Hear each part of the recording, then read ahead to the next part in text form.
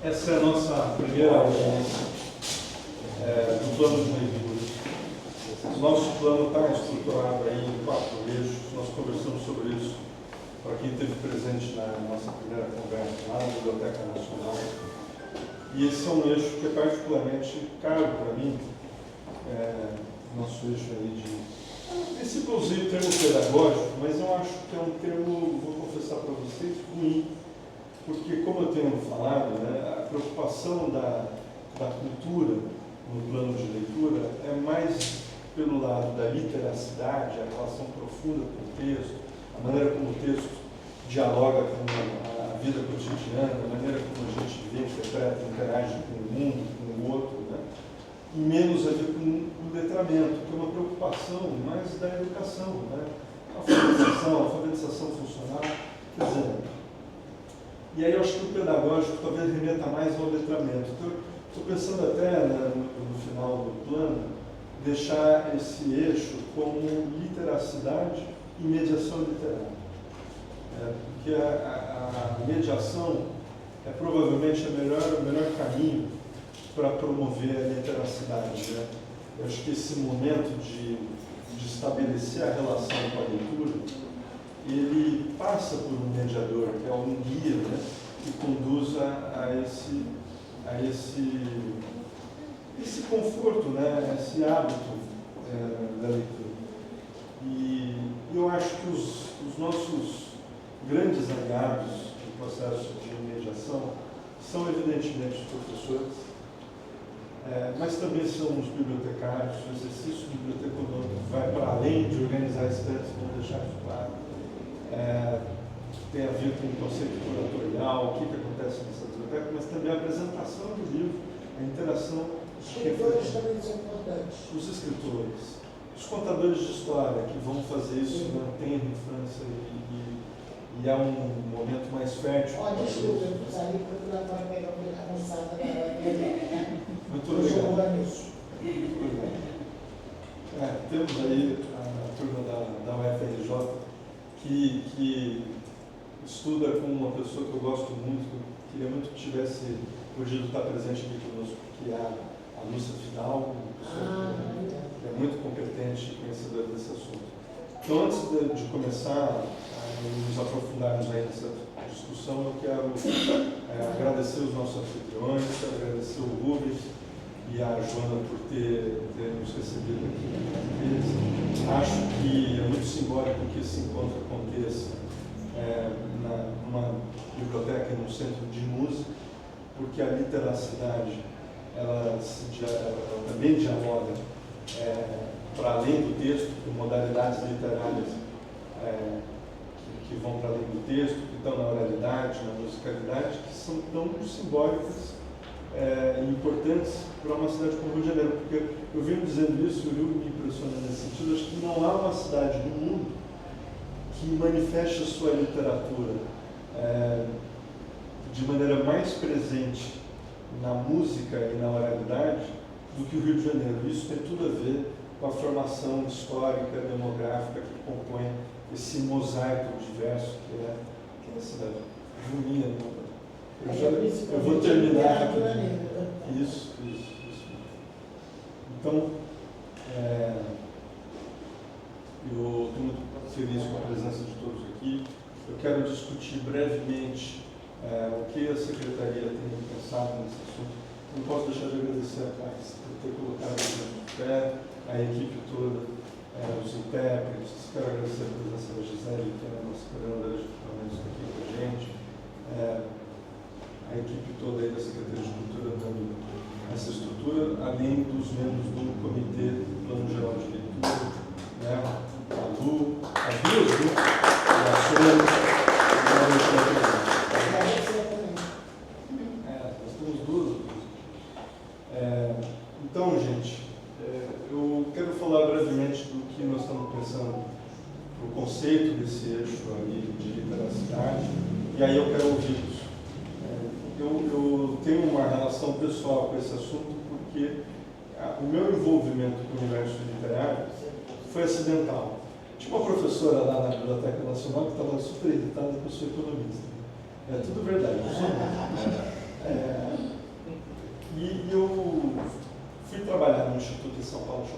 Fernando Brodel, que é consagrado aí, reconhecido por realizar o principal programa de estímulo à leitura da iniciativa privada no Brasil. Atende 60 mil jovens por ano nas escolas públicas de São Paulo e do Ceará. O Ceará abraçou como política pública o programa no governo do Camilo, da Isolda. Então nós temos grandes aliados aí nesse universo da educação de um Estado que é reconhecido por isso. Né? E é um programa de mediação literária que eu, francamente, é um programa de terapia coletiva. A gente pega a garotada, senta em círculo, com um livro na mão, e cada um vai lendo um parágrafo em voz alta, e aí a gente para de discutir. E ele é baseado, e aqui eu já vou entrar no que como nós estamos enxergando as políticas de mediação literária da cidade, porque ele é baseado em alguns pensadores aí que se tornaram grandes referências para mim. O primeiro deles é o Antônio Carlos Gomes da Costa, que é um pedagogo pernambucano, que foi assim, um cara que talvez um dos primeiros a cunhar o termo protagonismo juvenil.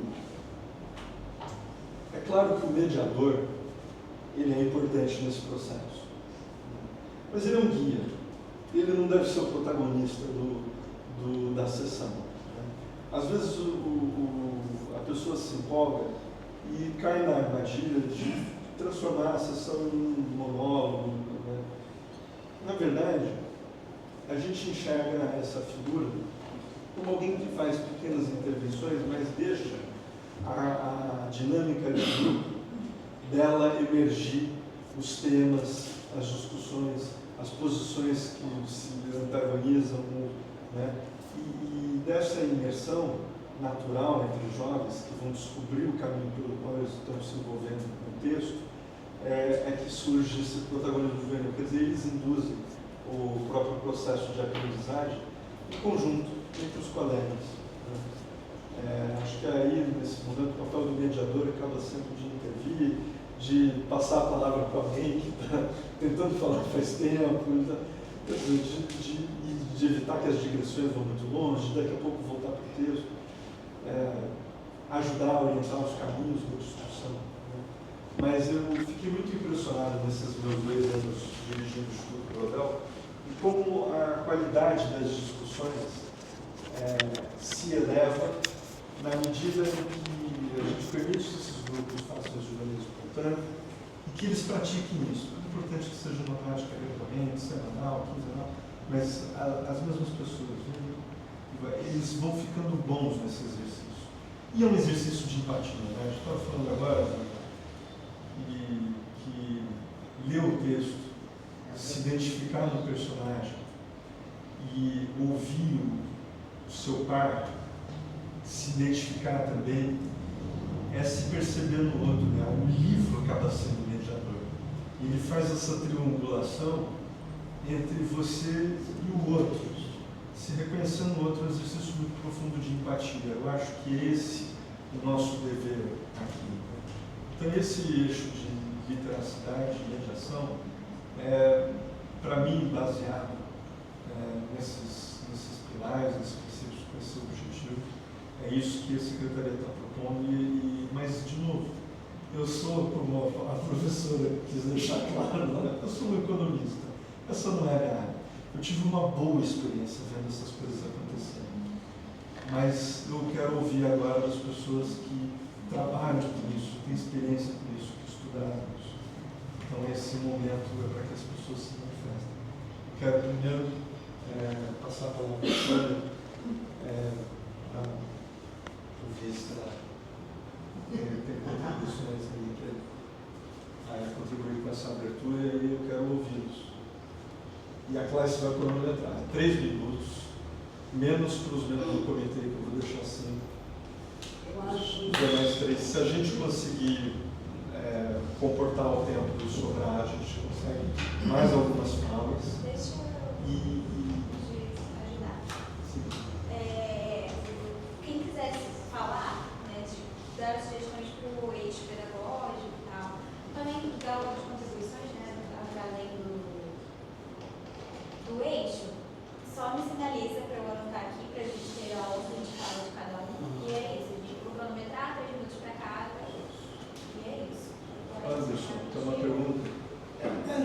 dela, só deixando claro para fazer pergunta. Ah, tá bom. Ela vai nem ela vai fazer uma lista. Eu vou fazer o seguinte nesse momento. Contribuições, comentários, sugestões e perguntas. Só quero dizer uma coisa importante. Já está no ar nossa caixa para escrever sugestões lá no site da Prefeitura. E eu estou aqui hoje também com o QR Code do formulário para vocês colocarem sugestões tanto para os eixos, quanto perguntas, sugestões, é um link aberto. Mas fora isso, ele já está disponível no site da Secretaria Municipal de Cultura. Quem tiver interesse, me procura que eu passo aqui o QR Code do form, tudo direitinho para vocês compartilharem com todos. Ou seja, 3 minutos para a gente discutir aqui, mas aqueles que quiserem aprofundar, mandem na caixa, no formulário, que eu vou ler com muito cuidado ao longo aí das próximas semanas. Vou usar o meu recesso para fazer isso.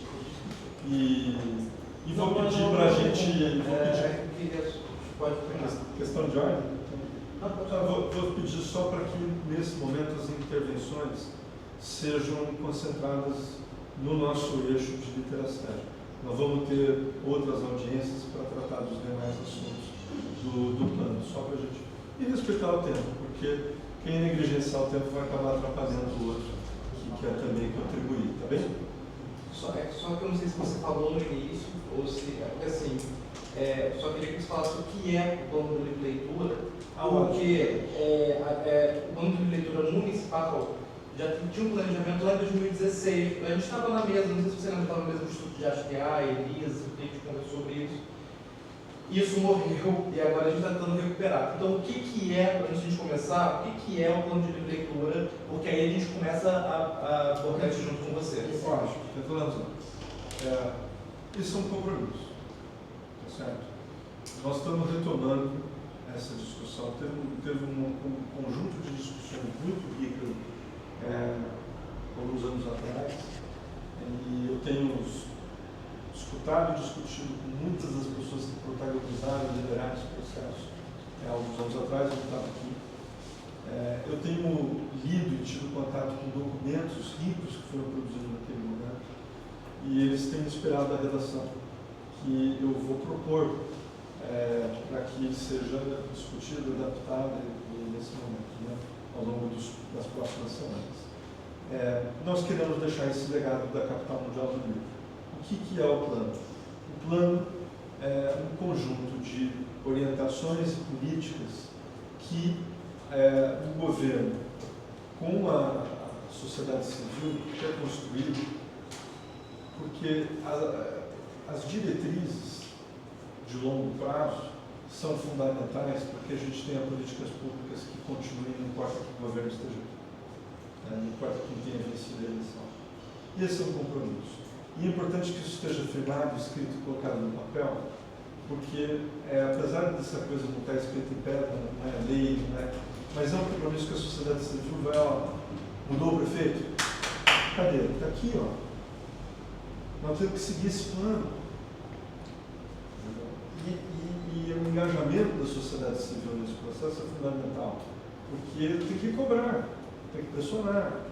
Eu sei é engraçado eu nessa posição dizer isso, porque é contra o meu interesse, eu apanho nessa coisa. Mas é para eu apanhar. Eu estou aqui para apanhar. Como outros que vão estar no meu lugar posteriormente vão estar para apanhar. É papel da sociedade civil cobrar e pressionar. E é por isso que nós temos que ter esse documento, para que a gente possa cobrar e pressionar com uma coisa escrita. É isso. Esse plano ele vai ser orientado em 4 eixos. Esse eixo de literacidade que nós estamos tratando hoje, um eixo de ecossistema e economia do livro, que vai tratar das editoras independentes, que têm dificuldades que são fundamentais para a biodiversidade, vai tratar das livrarias que estão fechando, vai tratar de toda a economia do livro, tradutores, como que a cidade pode contribuir para que essa seja um mercado saudável, pujante, que possa continuar contribuindo para a biodiversidade, para novos livros e processo de leitura. Né? Temos um terceiro eixo, que é o eixo de apoio à criação e difusão da cultura. É um eixo voltado para artistas, é um eixo que está propondo políticas de tradução de títulos, porque a gente quer que os nossos artistas contemporâneos, gente que está aí, que é muito boa, que eles sejam lidos em outros idiomas, em outros países, que sejam publicados. A gente quer que a cultura brasileira seja um instrumento de soft power, e a Prefeitura do Rio de Janeiro está propondo isso a partir daqui, né? E um quarto eixo, que é o de democratização do acesso à leitura, que vai tratar não só do acesso à leitura nas regiões da cidade, onde o livro é escasso e de difícil acesso, mas também como é que a gente integra as pessoas portadoras de deficiência nos equipamentos. Só um computador. Só um computador. Pessoas com deficiência nos equipamentos, né? Então, esses são os 4 eixos que nós vamos trabalhar, e é por isso que essas contribuições, essas nossas 4 audiências vão ser tão importantes. Entendeu? Acho que com essas considerações iniciais nós podemos começar. Quero pedir Só vai a falar. Bom, a minha experiência com a leitura começa desde pequeno, porque com os meus 77 anos, né, tinha televisão. Então, o meio de comunicação era o jornal, a revista e os livros, né? Então, toda uma bagagem foi através do livro. E eu fui sempre uma devoradora de livros. E isso mais adiante chegou, e eu sempre falo sobre isso, que a leitura do livro é a coisa mais importante que a gente faz. Porque isso, muitos anos depois, né, mais de 50 anos depois, me fez ganhar um prêmio na televisão. Eu fui a primeira mulher a ganhar 500 mil no show do milhão, do programa Silvio Santos, no ano 2000. A bagagem, a leitura me deu, a bagagem que a leitura me deu é muito grande. Então, o conhecimento geral, às vezes que a gente não tem um conhecimento acadêmico, é muito rico e faz com que a gente possa conseguir muita coisa. E através da leitura, dessa bagagem, eu acabei chegando, quando estava no ginásio, naquele tempo era ginásio, a gente tinha o jornalzinho do colégio, e era muito forte o movimento dos trovadores naquela época. Então nós fazíamos muitas palhinhas que publicávamos no jornalzinho do colégio. Então a educação, a escola junto, quer dizer, a gente construía os nossos textos. E interessante que no meu primeiro ano ginasial eu já comecei a estudar literatura naquela época, fazia parte dos gêneros literários, fazia parte do currículo. Então, tudo foi muito assim. Estudei latim, que também enriqueceu, estudei francês, 4 anos de francês no ginásio. Então, essas coisas todas vão fazendo com que a bagagem da gente, para escrever corretamente, porque a gente hoje não escreve, a gente não vê as pessoas escrevendo corretamente, faz com que a gente fez com que a gente tivesse, o pessoal da minha época, tivesse uma bagagem muito grande, muito rica de conhecimento para escrever. Então, mas muito tempo depois, já em 98, eu comecei a me infiltrar no movimento literário de Campo Grande, que é o meu local, o meu território. Sou de Campo Grande com muito orgulho, luto por ele, eu, Lu e Anderson, que somos da mesma região, e a gente faz com que o movimento de escrita passada para o papel e falada seja um movimento grande. Então, em 99, nós fundamos o Centro Literário Conversa com Beto, onde, além de falar poesia e ter um sarau, nós estudávamos um autor, e isso era falado para o grupo, né? Alguém estudava. Então, essas coisas todas vão desenvolver o gosto da leitura, o gosto por escrever e também a oralidade, se apresentar e tudo isso. Como fui vendedora de cosméticos, e a gente fazia uns negocinhos assim para vender mais, uns consórcios assim de produtos de beleza, eu transferi isso para os livros. Então, eu consegui produzir livros independentes. Eu criei um consórcio literário Conversa Converso, onde nós produzimos ao longo um livro por mês, fazíamos a revisão em conjunto, fazíamos o sorteio, para saber quais seriam os livros lançados por mês, naquele ano. Preparávamos o livro, fazíamos a revisão do livro em conjunto, então nós éramos os primeiros leitores do livro do amigo. Consertávamos o que tinha que consertar, o entendimento daquilo que ele queria dizer, que às vezes não saía muito bem, e fizemos assim, ao longo do tempo, ao todo 33 livros, um por mês, que era publicado, que era lançado na FEUC, que é a faculdade lá de Campo Grande, a primeira faculdade da Zona Oeste, que era lançado na FEUC, e eu era professora de yoga na terceira idade lá. Então eu tinha um acesso maior na faculdade. E eram festas maravilhosas de lançamento de livro, todo o povo ia para ver um lançamento de livro. E o autor ganhando dinheiro com a sua produção. Então tudo ficava encaixadinho. Com o sucesso dos livros que eram lançados, aí eu pensei, temos que fazer isso, uma divulgação maior disso aí. E aí eu fiz um outro projeto, que foi o Janela Literária, que foi o primeiro estande do autor independente na Bienal, em 2007. Então,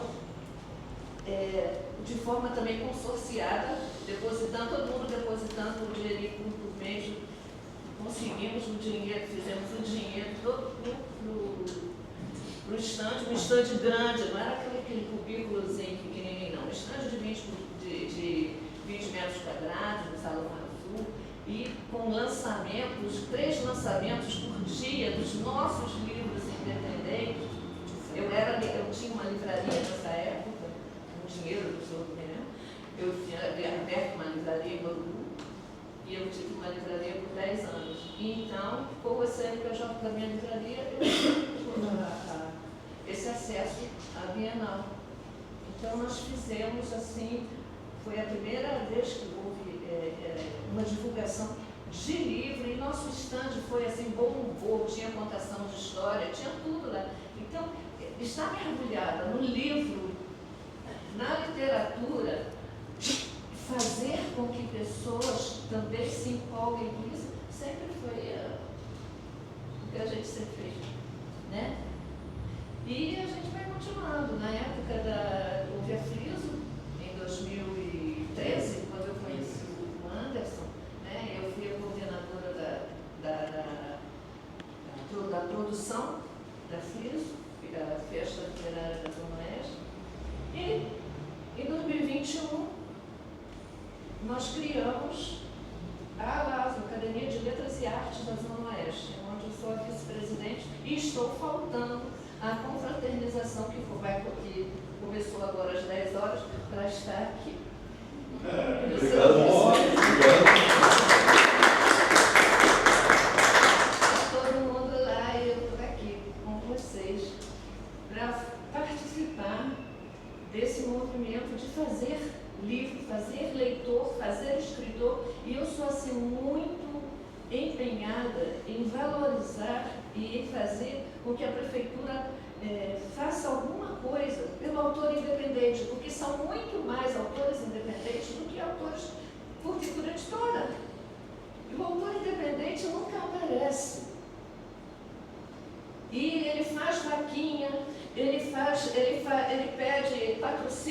Ele faz um monte de coisa para poder produzir o seu livro e depois, ó, sua pra caramba para vender. E o autor independente, assim, para mim, tem um valor assim, muito grande, porque é ele que move, acaba movendo mais, principalmente fora dos grandes centros, né? Principalmente na periferia. É o autor independente que mantém a literatura. Então, o autor independente, para mim, é um negócio assim, é a minha luta. É o que me impulsiona. Eu quero te ver na audiência do eixo de criatividade e difusão. Com certeza que vai contribuir muito para essa discussão. Pois é. Por isso que eu aceitei fazer parte do conselho, para lutar pela literatura, pelo autor independente e pelo meu território. Gente, agora eu vou... Inscrição agora, Edson. Então, pode passar. Pessoal, bom dia. Bom dia. Bom, a gente não se conhecia. Bom, temos mais um membro do comitê aqui que eu não conhecia pessoalmente. Não tem tudo, aqui mesmo.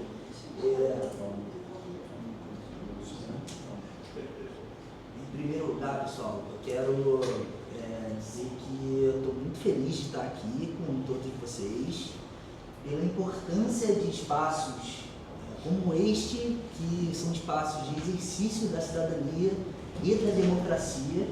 Nem todas as gestões de prefeitura fizeram isso aqui. Quero então estender esses parabéns para essa gestão da prefeitura, não só por ter concluído as articulações para transformar a cidade do Rio de Janeiro nesse centro pulsante do fazer literário, mas também quero reforçar por esse exercício aqui de democracia que nem todo mundo faz. Eu me chamo Edson Santana, sou escritor, escrevo conto, crônica, tenho um livro de poemas, vou lançar um romance atualmente. Eu tenho um tempo de militância na política, como membro da sociedade civil, também como militante. Atualmente, eu assessoro uma deputada estadual, a Dani Balbi, acompanho o trabalho da Comissão de Cultura na LERJ, e a gente faz muita coisa, mas a gente tem pensado bastante no campo da literatura e do cinema. Participei há alguns anos da Periferia Brasileira de Letras, uma iniciativa do Gabinete da Cooperação Social da Fiocruz, que trabalha com grupos literários do país inteiro. Participei da primeira edição. Tem pesquisas interessantíssimas com grupos literários do país inteiro, eu acho que todo mundo deveria ver. Eu acho que pode embasar a nossa capacidade de formulação aqui. Bom, quero rapidamente levantar 3 aspectos que eu acho que são de uma importância enorme. Quero dizer também que eu sou residente do Sarau Calango, em Realengo, morei um tempo em Campo Grande, terra maravilhosa, e eu também fui do Sarau Poesia de Esquina, na cidade de Deus. 3 pontos importantes. Um, que a gente deveria considerar, de fato, a literatura como uma expressão da saúde. Isso precisa estar nas nossas cabeças, nas nossas mentes, como algo fundamental. E a partir disso a gente ter consequências concretas para a formulação de políticas públicas. A gente, você falou muito bem, o Henrique também, eu acho que a gente pode entender a literatura como um instrumento de cidadania, ou como um direito e que potencializa a cidadania das pessoas, sobretudo dos jovens que dão informação. A gente está aqui do lado do Morro do Borel. Tem uma clínica da família aqui, tem uma clínica da família na Casa Branca lá em cima. E, infelizmente, a gente não tem essas clínicas da família que são espaços, se sabemos bem, nós usuários, de sociabilidade das pessoas de determinados territórios, nós ainda não temos. E precisamos ter espaços, salas de leitura com pequenos acervos nesses espaços. As famílias frequentam esses espaços. Os médicos, as médicas que trabalham nesse espaço são pessoas que tem uma outra visão do fazer medicinal, e por isso, sem dúvida alguma, vamos conseguir fazer articulações para potencializar a literatura como uma expressão da saúde. Quero dizer que nessa pesquisa da Periferia Brasileira de Letras, eu acho que foram mais de 600 grupos literários do país inteiro, quase 200 do Rio de Janeiro, um dado muito alarmante que a gente também precisa se debruçar sobre eles. 56% desses grupos literários literários afirmam que a burocratização para que eles sejam regularizados é muito grande. E a informalidade chega a quase 64% desses grupos literários. A gente precisa, através do poder público, pensar uma forma, uma maneira, um laboratório para poder regularizar e diminuir a burocracia desses coletivos, para esses coletivos. Como também acho necessário que a gente pense, e eu sei que está no radar da Secretaria de Cultura e dessa gerência, parabéns, uma forma de ter fomento direto para esses grupos literários. Eu acredito que esses grupos literários podem ser, para a gente, a salvação do Rio de Janeiro, que é o caos. A literatura pode fazer parte desse tipo de salvação. Por fim, quero dizer, por fim não quero dizer nada, acho que já terminei. Eu queria dizer, de fato, que esse espaço aqui é fundamental e importante, a gente precisa nos próximos lotar, ficar gigante e trabalhar, pessoal, assim, com construção de conhecimento de forma coletiva. Construção de conhecimento de forma coletiva, para a gente sair com um plano potente, decente, e que a gente consiga aprovar na Câmara de Vereadores, né? Com diretrizes importantes. Isso só vai acontecer se a gente tiver a sociedade civil e o poder público em comunhão, organizado, para poder pressionar os vereadores e as vereadoras. Obrigado, gente.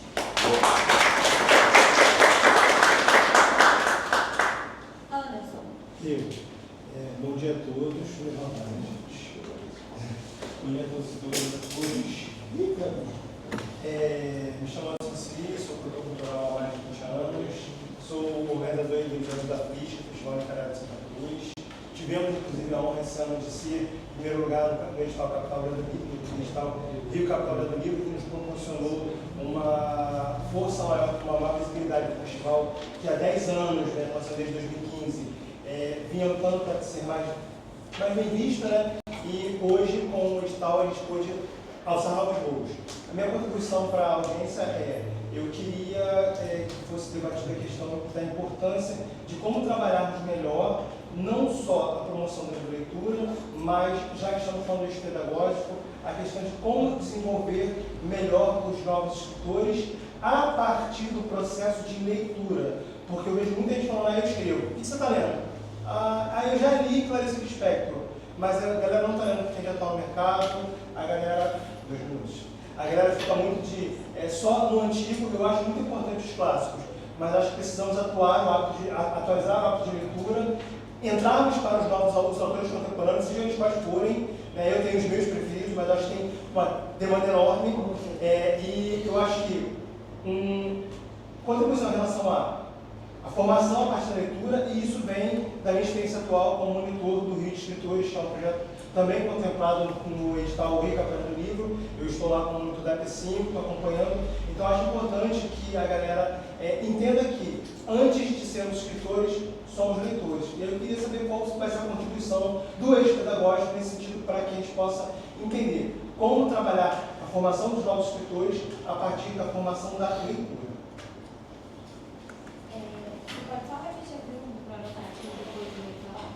Entendermos qual vai ser a contribuição do eixo pedagógico para a formação de novos escritores a partir da formação dos leitores. Não é minha vez de falar, mas eu quero dizer uma coisa rápida. Eu não tenho todas as respostas.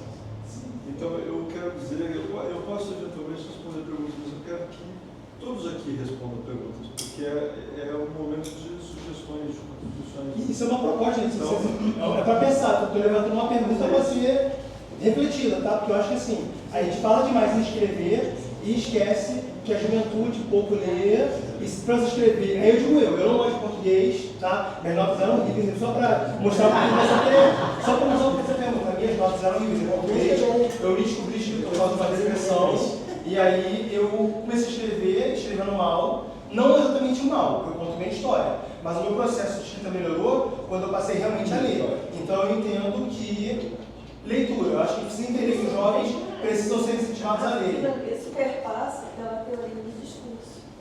E tem como base, ela tem como base, né, a prática da leitura, né, como prática social. Então, a análise, na verdade, da leitura como prática social. E isso cai muito no que você está falando, né? Isso é muito importante, você vai ver isso em blogs, em bar, Dostoiévski, Foucault. Então, Mas isso isso não é para todo mundo.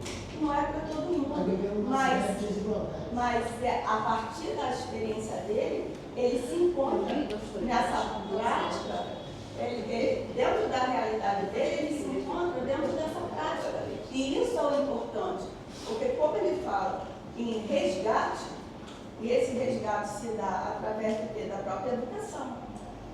Né? Então, para você ter essa linguagem, todo esse conhecimento, você perpassa pela questão da educação. E hoje, infelizmente, eu estava até discutindo isso aqui, foi até com um colega, né, sobre a desconstrução da nossa própria educação. Hoje nós vamos ter uma mudança novamente. Né? Em 2016 nós tivemos uma mudança na LDB, onde se criou a passagem automática, e que foi a pior coisa que aconteceu na educação. Tá? E agora vai ter outra mudança em que os alunos eles não vão ser retidos nem no terceiro ano, e ele vai poder complementar isso depois. Então, como é que você pode ter uma prática leitora se isso não é fomentado nem dentro da educação? Eu sou professora de sociologia, eu sou bibliotecária, né? A minha trajetória começa totalmente ao inverso. Né? Eu venho de uma família toda da área médica. Né? A única que não era a minha mãe, que era professora. Né? Minha avó é enfermeira, meus tios enfermeiros, meus tios médicos. Então, assim, uma formação. Cresci ouvindo que eu ia ser dentista.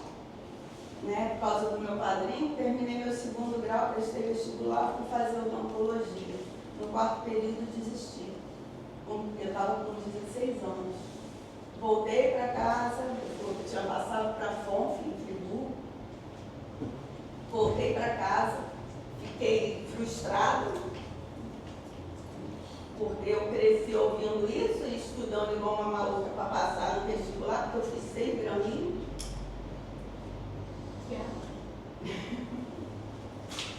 Quando eu terminei, no outro ano, tentei Direito e Biblioteconomia. Por quê? Porque eu fui criada dentro da biblioteca do Hospital dos Servidores do Estado. Porque, eu estou assim, porque é o remédio que eu estou tomando. Eu tive uma crise de sinusite, coisa que eu fiquei muito ruim. Então, a minha mãe trabalhava lá, eu ia para lá, então não podia ficar no gabinete de enfermagem, ia para a biblioteca. E lá eu comecei a conhecer o mundo da biblioteca, que era um outro universo. Prestei outro vestibular, tentei para Direito e Biblioteconomia, passei nos dois, né? Tranquei Biblioteconomia, né? E fui fazer Direito. Pouco antes, né, da Constituição, que aí me devolveu minha mãe para a educação, e aí o dinheiro que o Estado paga professor, né? Então, eu falei, mãe, não esquenta que eu vou trancar Direito, abro Biblioteconomia, faço transferência lá. Só que eu me apaixonei, no primeiro período já estava fazendo estágio, né? Depois fiz Sociologia, dei aula. Então, assim, tudo perpassa na formação. E essa formação é que tem que ser pensada. Como nós vamos formar esses leitores? De que forma a gente vai trazer a leitura, né, acessível a todos que estão em qualquer lugar? Não só dentro das escolas, mas nas comunidades, nas periferias, nos centros rurais, porque todos esses têm dificuldade de ter acesso. Então, isso é muito importante de ser discutido aqui. Como é que a gente vai formar esses novos leitores? Como é que a gente consegue tirar a criança do celular para ele entender, né, o livro em papel como uma forma de distração? Qual é o comprometimento da escola e dessa família, que muitas vezes a gente até conversou, eu e a Lu, é desestruturada. Então, isso tem que ser pensado. dentro da sociedade, né? Exatamente porque, e aí eu falo da biblioteca como um instrumento de inclusão social. Ela é uma poderosa ferramenta de inclusão social. E esse espaço ele tem que ser trabalhado dessa forma, principalmente pelas autoridades, que tem que reconhecer esse espaço como esse instrumento poderoso. Né? Essa é a minha fala.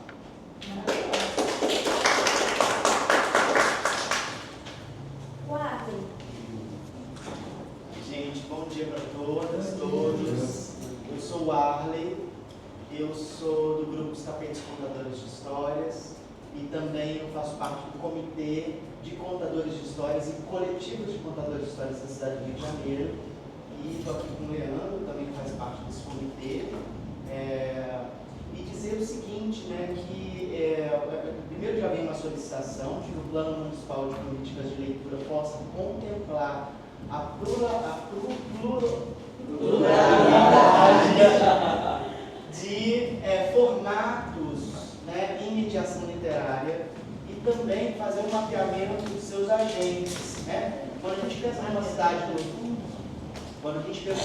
do Rio de Janeiro, que, por exemplo, em 1992 tinha Francisco Gregório Filho, que ele fundou o neologismo com a palavra contação, que é uma palavra que até então não existia, e aí de 92 a 96, inclusive com a Lúcia Fidalgo, ele vai e faz essa formação de contadores de histórias em vários comitês do Prolê por todo o Brasil. Nós aqui, como no meu caso do meu grupo, a gente começa a fazer esse trabalho de edificação e popularização da contação de histórias como linguagem artística e produto cultural. Por exemplo, me lembro agora, que agora está acontecendo a Feira Literária da Rui Barbosa, e me lembro que tinha uma bibliotecária que fazia um trabalho excelente de mediação literária dentro da Biblioteca Maria Mazetti, e nosso grupo foi o primeiro grupo a fazer uma programação de contação de histórias feita por agentes externos aos próprios funcionários, ao próprio poder público da biblioteca. Então foi uma ação muito integrada, e isso também acabou dando uma visibilidade para a própria fundação do Casa de Rui Barbosa, né? A Veja Rio foi lá fazer que grupo é esse, né? Até porque a gente teve contato com mestres de várias outras instâncias, inclusive Francisco Gregório Filho, que claro, estava relacionado com a mediação literária, mas, por exemplo, ontem mesmo fui ver Bonifácio Fogo dos Camarões, que é um griot, né, de casta, que desenvolve um trabalho que a gente se conheceu em 2005, quando a gente fez o primeiro documentário sobre contação de histórias no Brasil. Então, o próprio poder público, às vezes, tem feito isso, né? O Teatro Municipal pensa que só agora o Teatro Municipal abriu uma programação de contação de histórias, que não entendeu o que isso significa como linguagem singular. É claro que às vezes flerta um pouco com o teatro, você mesmo colocou essa coisa de parecer um pouco um monólogo, mas quando a gente pensa nesse griot, como é o caso de Bonifácio Fogo, a gente teve Ino Souza de Gana como mestra também, vários outros mestres existem, tanto na própria cidade do Rio de Janeiro, às vezes vinculado à mediação literária, às vezes vinculado às práticas filosóficas e espiritualistas, às vezes vinculado à própria recreação e à cultura pré-infância. A gente vê aí que existe uma pluralidade de formatos, a gente precisa estudar isso. A cidade do Rio de Janeiro, ela é precursora na contação de histórias no Brasil, como linguagem artística, e é por isso que a gente está fazendo um trabalho educativo, inclusive eu me reunindo com o Teatro Municipal para explicar para eles o que significa isso. E de que forma que isso é, por exemplo, um trabalho diferente do trabalho de mediação literária feita por uma bibliotecária dentro da Maria Mazetti. Como é isso? Como são essas linguagens? É muito importante mapear essas diferentes linguagens e contemplar os diferentes formatos. Essa é a minha contribuição. Muito boa. José Manuel. Bom dia a todos e todas. Posso ficar sentado mesmo? Tudo bem, mas tímido. Eu sou José Ronaldo, tenho formação de arquiteto. Trabalhei com Darcy Ribeiro, conheci Darcy com 28 anos e nunca mais deixei. Né?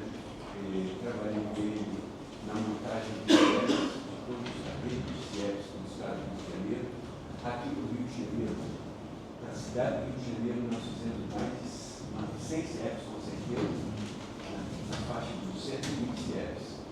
Então, eu queria lembrar assim, que por trás disso tudo, o CEP foi concebido para ser um equipamento coletivo disponibilizado para a sociedade, para a comunidade em volta. Ou seja, ele foi tudo construído para que as salas de aula ficassem, a partir do primeiro pavimento, para ter os equipamentos coletivos disponíveis. Quais seriam? Biblioteca, esportes, odontologia, serviços de saúde e tudo mais.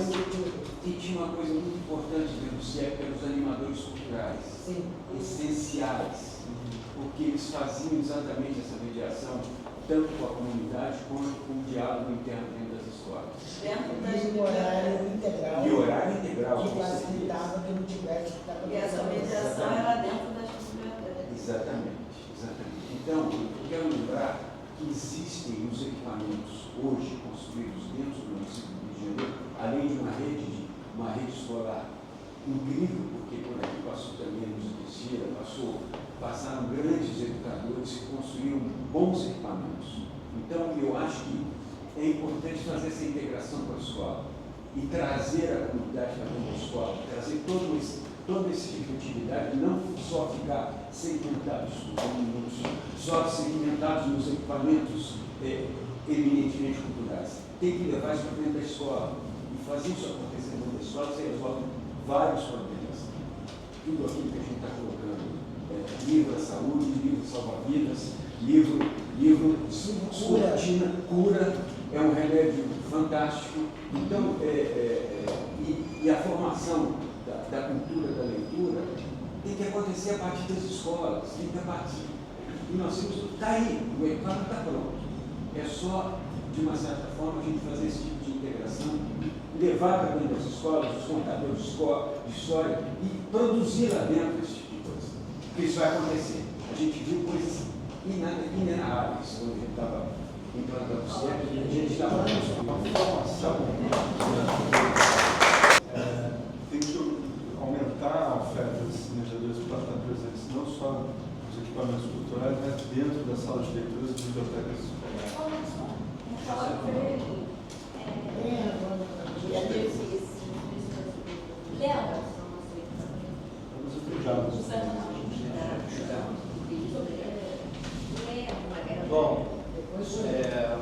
Bom dia, eu sou Leandro, faço parte da CIAI, que é uma série de contação de histórias, do Comitê de Contadores de Histórias do meu colega Arley. E dentro aqui das minhas pautas, que eu trouxe essas grandes coisas, a gente está falando muito sobre os desejos, mas a gente precisa falar sobre a fatia de orçamento. Então, acho que a gente precisa ter uma fatia clara, evidenciada, uma fatia do orçamento que é para literatura, né? E quando eu falo literatura, temos duas vertentes, né? Literatura, livro, contação de histórias, porque às vezes tudo fica literatura no edital. Vocês que, do livro que se matem junto com a gente da contação, isso é muito ruim. Então, a gente precisa também de divisão, assim como no teatro, tem o círculo que não está dando no teatro, que tem outra coisa ali. Então, contação de histórias, qual a fatia do orçamento? Que orçamento é esse? Eu sou um cara muito cansado, já tive nisso aqui algumas vezes, e aí parece que eu estou sempre repetindo, né, nas reuniões com outros governos, né? A gente teve um governo anterior que fez uma aplicação do FOCA, não sei quem lembra aqui, mas o FOCA foi um edital de cultura que teve um investimento de mais de 30 milhões na cultura. Foi com uma gestão anterior, eu sei que secretário anterior, e o FOCA também é um edital que acabou. Então, acho que a gente precisa também dessas retomadas, desses valores ficarem evidenciados, que hoje a gente tem menos editais do que a gente já teve. A gente tem muito evento, muita festa, o que, Bienal do Livro acontecendo, mas os pequenos produtores, a gente precisa dessa fatia, de entender essa fatia e retomada desses editais que são importantes. Fomento dos espetáculos de contação de histórias. E por que eu falo de espetáculos de contação e não ao contador? Porque quando é o contador, o valor é sempre R$500, R$1.000. Por que o espetáculo do teatro é 10, 20, 30 mil e no da contação de histórias você paga o contador? Sendo que tem um grupo. Os tapetes contadores de histórias é um grupo, não é um contador. Né? E, enfim, e tem outros formatos de contação. Então, fomento aos espetáculos de contação de histórias. Amiguinho, ainda tem mais um detalhe. O poeta tem que falar de graça. Pois é, exatamente. Tem muitos formatos que a gente precisa, que é a retomada do que o Arley fala sobre os formatos. As grandes capitais do Brasil têm encontros importantíssimos de contação de contadores de histórias. São Paulo tem o Boca do Céu, Rio Grande do Sul tem o...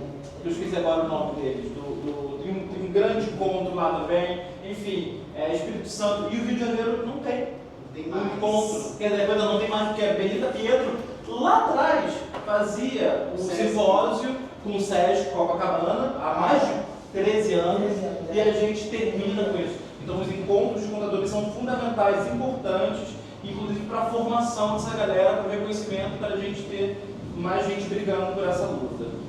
Volto com o meu colega ali que falou sobre a escola como palco. A gente tem no governo atual um problema com o cavalo maluco, todo mundo deve lembrar o seguinte. A gente lembra. Cavalo maluco não, cavalo tarado. O cavalo tarado tira toda a programação escolar.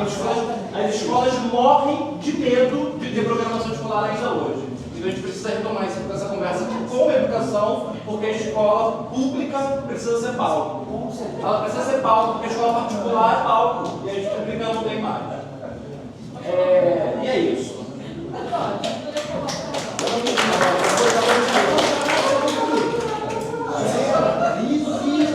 Jesus, eu perdi para participar de uma Você vai falar.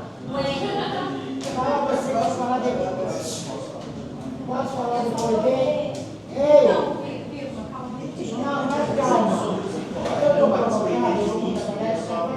Não, tudo bem, mas a gente tem que ter outras pessoas a falar. mas ele vai falar. Aí eu falo depois dele. Tá bom.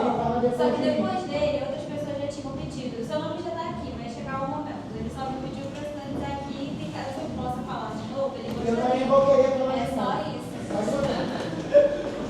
Quando chegar o momento, eu coloco aqui. Mas, então, Henrique, 11 e 7. Você vai ter outra rodada para as pessoas falarem ou não? Você vai me ouvir ou não? Não. Eu quero ouvir você o dia inteiro, mas vamos continuar. Não, todo mundo que Ela vai escrever fala na vai minha ser. frente. Fala você que eu quero te ouvir. Eu vou pra cá, vai ser mais fácil para o pessoal visualizar e ficar mais acessível. Tá? Bom dia, gente. Meu nome é Wendy. Eu estou presidente do Centro Acadêmico de Biblioteconomia e Gestão da UFRJ, o Centro Acadêmico Marisa Russo.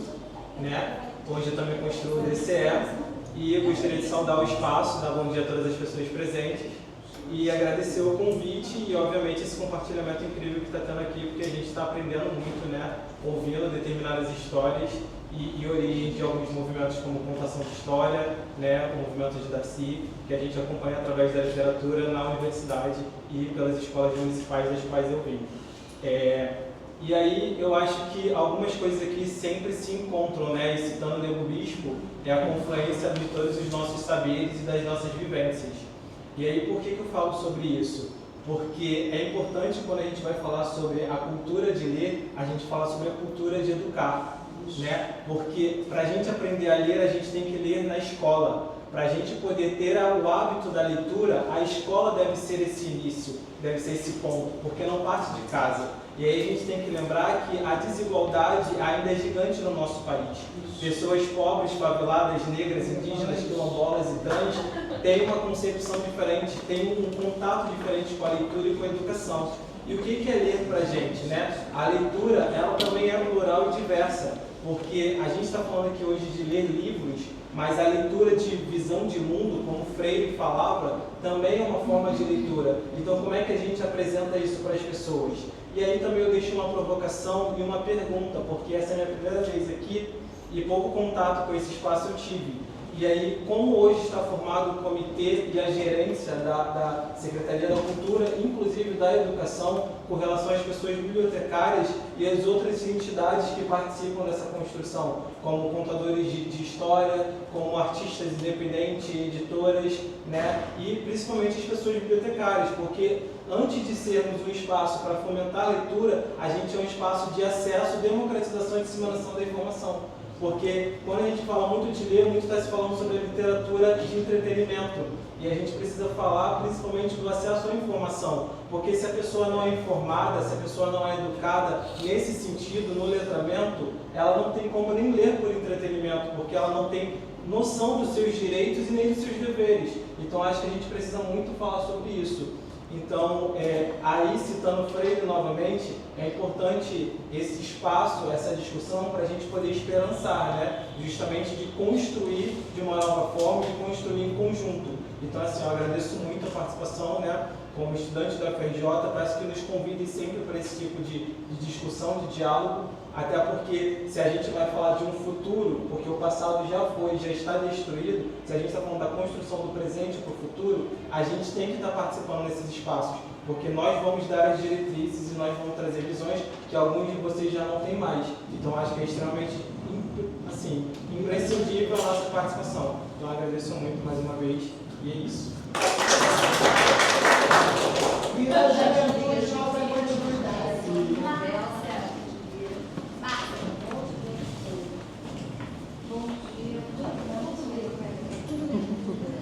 Bem, meu nome é Márcia, eu represento dois coletivos, eu faço parte da Renata Mônica Benício na Câmara, que ela é a atual presidente da Comissão de Cultura, então estou aqui representando ela, e também faço parte do projeto de extensão da UERJ, que eu sou terminando a segunda graduação lá na pedagogia, faço parte do projeto Escrevendo a Liberdade, que a gente leva a oficina de leitura nos espaços socioeducativos. Então, queria colocar à disposição o mandato, que o Edson falou sobre a Câmara, então a comissão está à disposição e eu não tenho para não perder. A pergunta que eu queria fazer era sobre de que maneira os adolescentes em cumprimento de medidas são inseridos nesse contexto do acesso à leitura. Dizer que eu achei que hoje estaria tão cheio quanto a biblioteca também, porque ela estava bastante cheia, né? E aqui também, a gente está bem reduzido. Aí eu anotei, né, que alguém falou sobre a formação de leitores, acho que foi exatamente. E eu acredito não, tenho certeza. Essa formação de leitor passa pela formação inicial do professor, né? Então, estando lá na UERJ, a gente tem inclusive uma disciplina que se chama Formação de Leitores e Escritores, e aí de que maneira a gente se torna leitor e leva isso para o aluno, para quem a gente tem acesso, né? E eu vejo lá no socioeducativo, com os adolescentes em cumprimento de medida, que esse acesso que foi negado por muito tempo, eles estão sedentos disso, né? Eles dão ideias, eles perguntam como vai ser o próximo. Então, assim, é importante trazer esses adolescentes porque eles estão sempre marginalizados, muitas vezes porque não teve o acesso inicial. E eu digo também porque, como eu nasci na favela, eu não tive esse acesso, mas eu pude dar aos meus filhos, eu tenho 4 filhos, então eu pude dar a eles, inclusive, a experiência mais engraçada e recente que eu tenho, a minha filha de 17 anos, lê, escreve bem. A professora dela disse que ia dar uma nota 7 para ela no trabalho de escrita, porque ela usou o chat GPT, mas ela não usou, porque ela lê, né? Então é isso, assim, a gente acaba... Ela tem um outro nível de leitura que eu não pude ter e que eu pude dar a ela. Então, eu acho que são essas as minhas contribuições. Vou fazer um comentário rápido. O processo de divulgação desse encontro foi igual ao da Biblioteca Nacional, mas nessas horas a gente vê quem é que quer pôr a mão na massa para contribuir. Mas eu tenho que comentar, sabe por quê? Porque no Instagram, quando vocês publicaram, está escrito: nos vemos dia 28 sábado, 29 sexta. Saiu, né? Aí eu falei, bem, então eu não vou poder, porque eu tenho uma audiência da educação para acompanhar, não vou poder. Então a gente fez o... Aí ontem à noite alguém falou, é amanhã, vá! Sim, senhor! Então a gente fez com fome. Não saiu errado, só amanhã na comunicação. Mas eu vou dizer um negócio, eu prefiro grupos menores, porque a discussão é melhor, a gente está quase que numa roda de conversa aqui, e aí acabam vindo as pessoas que têm alguma coisa a dizer, né, sobre esse tema, que estão mais engajadas no assunto em pauta. Né? Então eu quero dizer que eu estou gostando das contribuições e gostando do que ficou, tá? Eu achei bom.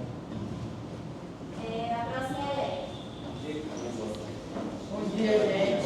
Eu sou Léa Carvalho, da editora Metanoia, atualmente executando, através do fomento da Secretaria Municipal de Cultura, o projeto Literatura Negra nas Bibliotecas do Rio, que consiste em rodar com saraus e atividades literárias as bibliotecas municipais do Rio e outras que nos convidam, com as obras e as autoras selecionadas no Prêmio Conceição Evaristo de Literatura da Mulher Negra. Então, a gente está desdobrando outros projetos nesse projeto Literatura Negra nas Bibliotecas do Rio. Então, somos uma pequena editora suburbana que fica na Penha e temos como missão a bibliodiversidade. Então, a diversidade é a palavra que nos move então, muito além de queremos publicar livros, nós entendemos o livro e a leitura como uma extensão social da nossa editora. E por isso, esses projetos. E aí, refletindo sobre vários que vocês falaram, eu queria fazer duas considerações. A primeira consideração é essa: o editor, o autor independente, ele precisa de apoio os editais, eles precisam amplificar mais a distribuição desses recursos, inclusive para os CPFs, né? A editora tem CNPJ, algumas pessoas têm MEIs, e os CPFs são um pouco privilegiados e eu acho que não precisa haver uma competição entre os projetos que disputam os editais. Pelo contrário, eu acho que a lógica tem que ser a da complementaridade. Então, na cultura, todos cabem. E aí, entender a cadeia do livro em todas as suas especificidades, né, mas de forma colaborativa. Então, eu queria fazer essa observação e também reafirmar que nenhum plano de política pública vai a termo sem a intersetorialidade. Várias pessoas aqui falaram da educação, né? A gente tem que estar dentro das escolas, mas a gente tem que estar dentro também dos serviços de saúde, a gente tem que estar dentro dos setores do esporte, a gente tem que estar dentro das instituições socioeducacionais, das instituições de longa permanência com os idosos, enfim. Então, entender que o setor cultura é um setor que tem que estar espraiado dentro de todos os outros setores. E aí é preciso que a gestão municipal ela converse entre si, a saúde com a cultura, com a educação, enfim, para que esses recursos eles também possam fluir através desses setores, né? Então, é óbvio que os editais da Secretaria de Cultura são muito importantes, mas a Secretaria de Cultura precisa dividir recursos ou também com os recursos da educação, para que pela educação hajam outros editais, né? Para que por outras secretarias hajam outros editais que contemplem o livro e a literatura e as pessoas que estão envolvidas dentro dessa parte. Então, intersetorialidade, eu acho que é a palavra-chave e que precisa ser discutida de cima para baixo.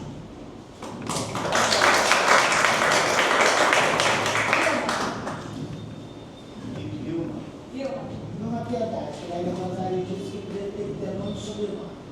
Senão para não ver lá no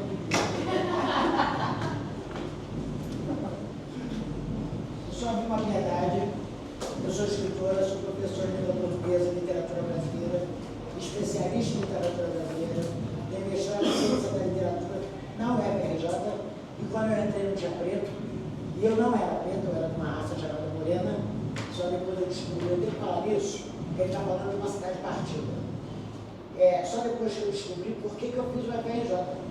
Porque meu pai era de classe média, alta, porque eu sou filha única, eu estava de manhã de idade, no estado da Bahia. Então, quando você falou do Dostoiévski, eu li Dostoiévski com 13 anos, porque meu pai tinha uma coleção. Eu passei um ano lendo Dostoiévski, porque eu queria decorar o sobrenome russo.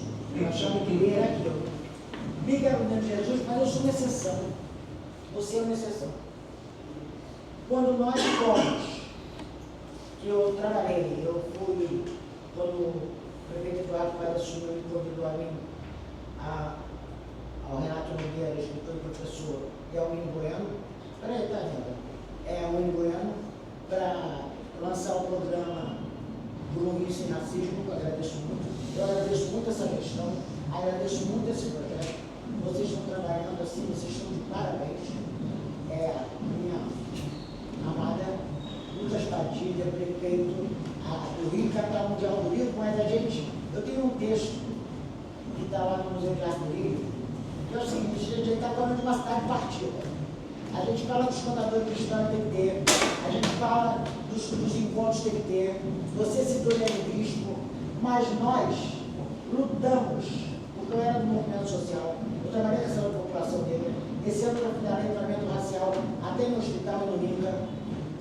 Agora, de que escola e de que literatura a gente está falando?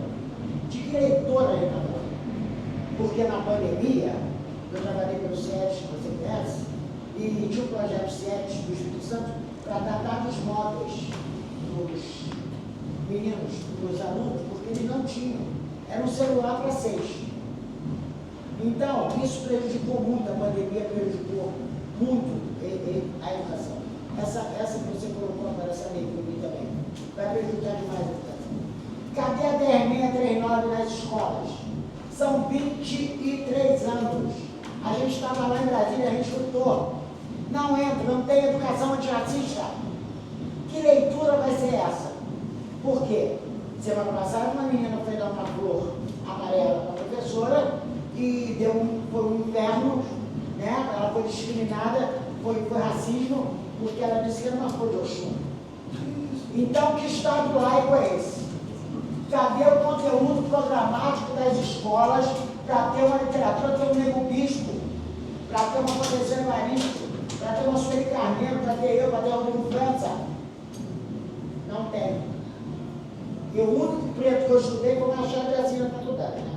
Ainda bem que eu estudei toda a literatura Habermas e tudo, me formei, os brancos me ajudaram muito também, porque a UFRJ é muito boa, mas nós temos cota desde 1968, que era cota do boi, que era partido de ruralista. Então, quando eu vou à universidade hoje na Colégio, vejo ela preta, eu fico muito feliz. Porque ele está falando de duas realidades. Então, vamos botar, vamos fazer, leitura, tem que ter. Mas aí, ler, como é que é isso? Como é que é isso sem dados? Como é que é isso se a escola está do jeito que está? Ontem vocês viram o que aconteceu na CEPET. 2 professoras mortas. A violência está demais. Como é que a gente faz isso? Que literatura... E outra coisa, se é para fazer edital, eu acho que os independentes têm que ter muito, mas tem que ter todos os autores. Porque eu tenho vários livros, mas livro não dá dinheiro não, gente. Tem que ter edital aberto, que a gente paga a editora. O livro dá uma parte porcentagem da capa. Eu tenho visibilidade? Tenho, mas livro não dá dinheiro assim não. Então tem que ter mais editais abertos. Eu quero falar sobre isso, que me indigna. Eu trabalhei em vários projetos na Rocinha, vários projetos com o SET, quando você podia ir à comunidade trabalhar. Então, no Morro da Casa Branca, eu dei aula, eu dava aula, mas eu dava como voluntária. E outra coisa, eu tive alunos que eles diziam para mim na época, eu só estudo na Chave Assis, se você der Cristiane F, prostituta e viciada. Eu falei, eu vou dar, mas vocês vão concordar comigo. Vamos dividir a turma. Aqui é uma democracia. Quem não aceita, eu estava dando velhinho no Jorge Amado, não aceita, eu vou fazer 2 provas. Eu vou fazer uma de Cristiane F e vou fazer a outra. E depois vocês vão se obrigar, vão fazer uma prova e vão ler Machado de Assis. Aí eles toparam. Fui criticado pelos meus amigos, meus colegas, você está liberando por baixo, não. Eu dava aula assim. João é babaca, predicativo do sujeito, babaca. Por quê? Porque você, o livro, o capital, o sistema vende o livro, vende a droga, vocês compram o livro e eles estudaram até as crisálidas de Machado de Assis, até as poesias de Machado. Então o que eu quero dizer como que a gente faz para implementar a emenda 39, que depois da 61645, nas escolas originais, dentro das escolas? Como que a gente faz para levar o sarau, para levar tudo para a escola, para a saúde, mas em segurança? Porque a escola não tem segurança. O Estado não dá segurança. Acabaram com um projeto como o projeto de CIEPs. A gente fala tanto em mãe solo, a maioria das crianças negras, nós somos 56% da população, e essas crianças tinham o dia inteiro alimentação, serviço médico, tudo acabou. Era um projeto De de inclusão. Morreu da própria exclusão da educação. Então, gente, a gente tem que pensar até a pandemia e pós-pandemia. Porque se tem livraria fechando, foi pós-pandemia. A gente tem a questão do celular, a gente tem a questão da IA, que está vindo aí com força total, a gente tem várias questões. E outra coisa, a gente não acaba com o racismo enquanto não fizer uma reforma no léxico, porque se vocês pegarem o dicionário online, sinônimo de preto é ruim, sujo, encardido, feio, de branco é lindo, alegre, feliz, lá embaixo está escrito ex-escravo. Então, gente, universidades, mas ele foi embranquecido, né? Mas ele foi embranquecido, foi uma estratégia política fantástica. E outra coisa, gente, 128 anos para ter uma mulher preta dentro da Academia Brasileira de Letras. Ana Maria Gonçalves, com defeito de cor. E muito rápido, vocês sabem o que é um defeito de cor? Defeito de cor é historicamente no velho, quando o homem ia exercer um cargo de militar ou clero, ele tinha que ir ao imperador, escrever, pedir perdão por aquele defeito de cor, para ele poder ser integrado. É isso. E como disse Steve Biko, quanto mais preto, mais racismo. Eu sofro menos racismo do que talvez alguém que é preto, bem preto, como essa moça. Mas eu sofro racismo. A gente vê muito pouco cânone de autores negros. A gente esquece, fala-se que o Luiz Gama é advogado, a gente esquece que foi exatamente, verdade. Úrsula, Maria Firmina dos Reis, eu sou Úrsula, a primeira romancista, em 1817, só foi descoberta em 2020. Carolina Maria de Jesus nasceu, cresceu, morreu no Bichão, sendo traduzida em 42 idiomas. Olha, então o racismo está aí, está posto. Para a cidade do Rio de Janeiro não ter Maria Firmina nas escolas é um escândalo. É um escândalo. Mas nós temos ainda mais 3 pessoas. Obrigada, gente. Obrigado. Desculpa, querida, é que eu estou muito apaixonada, então eu não consigo falar 3 minutos. Mas a gente adora te ouvir. Obrigada. Bom dia a todos. Sei que falar depois da professora Vilma é sempre uma dificuldade. Apaixonado, tá? Você é ótimo. A primeira vez que eu conheci a professora Vilma, nós estávamos na faculdade fazendo uma palestra e todo mundo que eu citava, Beth Davis, ela tinha foto. Aí eu já não queria nem mais fazer a palestra. Eu participei da reunião com ela. E é minha professora e é uma pessoa que eu respeito muito. E ela é minha também. E, bem, eu não preciso falar para vocês o que eu represento aqui. A minha figura fala por mim. Porque eu ouvi tudo que vocês falaram e tomei algumas anotações. Primeiro eu vou me autodescrever, porque eu acho que isso é muito importante no processo e todos que falaram até agora não fizeram isso. Porque quando a gente faz a autodescrição, a gente não está falando apenas para pessoas cegas ou com baixa visão. Nós estamos falando para os diversos. Esse lugar é para você. A gente precisa ter esse olhar e tem alguém ali que está gravando. Ou seja, pode ter alguém em casa que precisa desse recurso de acessibilidade. Não adianta nós estarmos aqui falando de inclusão e como nós vamos fazer para que a leitura modifique a vida das pessoas se se nós próprios não começarmos a pensar nos desiguais. Isso.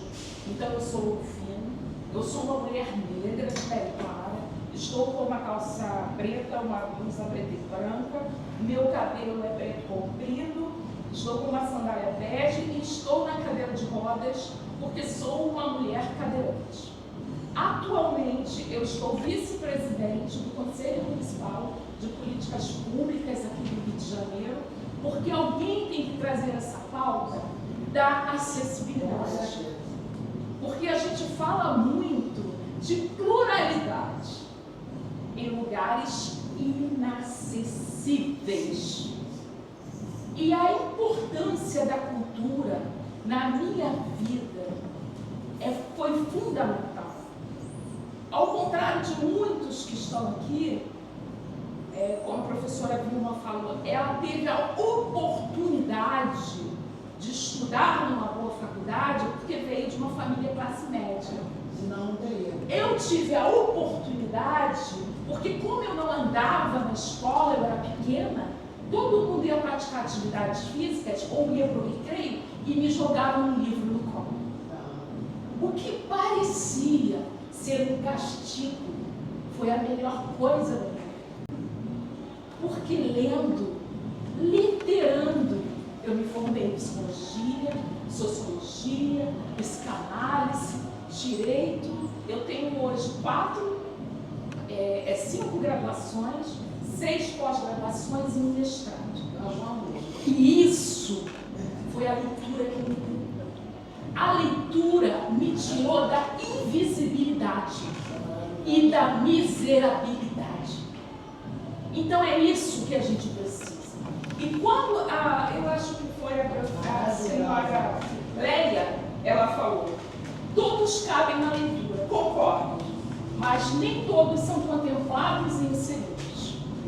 O Rio, ele lançou na capital mundial do livro, né, alguns livros para pessoas das escolas públicas, com a Secretaria de Educação. Eu pergunto aos senhores, quantos desses eram acessíveis? Quantos livros desses tinha leitura ampliada? Fantástico. Quanto deles tinha braille? Ou cego não lê? Ou cego não escreve? Ou cego não tem direito que nós temos? Porque a literatura, a leitura, ela muda a vida das pessoas. E o senhor estava falando sobre os equipamentos de educação do município. Concordo. Arquitetonicamente, são maravilhosos, mas nós não temos a acessibilidade sensorial. Como que fica a pessoa TDAH que precisa de uma sala multissensorial? Porque ela não consegue ler com os outros. Então, é esse olhar que a gente precisa ter. Quando eu fui no lançamento na biblioteca do plano, eu entrei pela porta de trás. Porque a porta da frente, ninguém pensou em me dar dignidade que dá a vocês de entrar pela porta da frente. E sabe o que isso significa? No Rufino, esse lugar não é para você. Mas erraram quando deixaram essa preta ler. Erraram quando deixaram essa preta se aculturar. Porque esse é meu lugar de pertencimento. Então, eu quero deixar aqui só esse comentário, sabe? Essas nossas leituras, elas precisam ter nos seus editais fomentos antirracistas, como já foi falado, anti-homofóbicos e anticapacitistas. A gente não precisa só de uma boa leitura, a gente precisa de leitura necessária que mude a sociedade através de políticas públicas. E acho que eu quero fazer um convite, dia 19 de dezembro, no CEDIM, eu vou estar lançando o meu 8º livro, chamado Mulher de Verdade, e nas horas vagas eu também sou artista, porta-bandeira de escola de samba, levo samba sobre rodas para a Inglaterra, porque a cultura, ela pega as pessoas e coloca tudo aberto na outra. Quando você escuta uma pessoa lendo uma poesia, você não quer saber se ela é gay, você não quer saber se ela é cadeirante, você aplaude porque ela é artista. Então vamos incluir todas as pessoas, é que eu vou estar representando e cobrando. Porque essa classe de pessoas com deficiência também precisa estar inseridas. Bom dia, gente.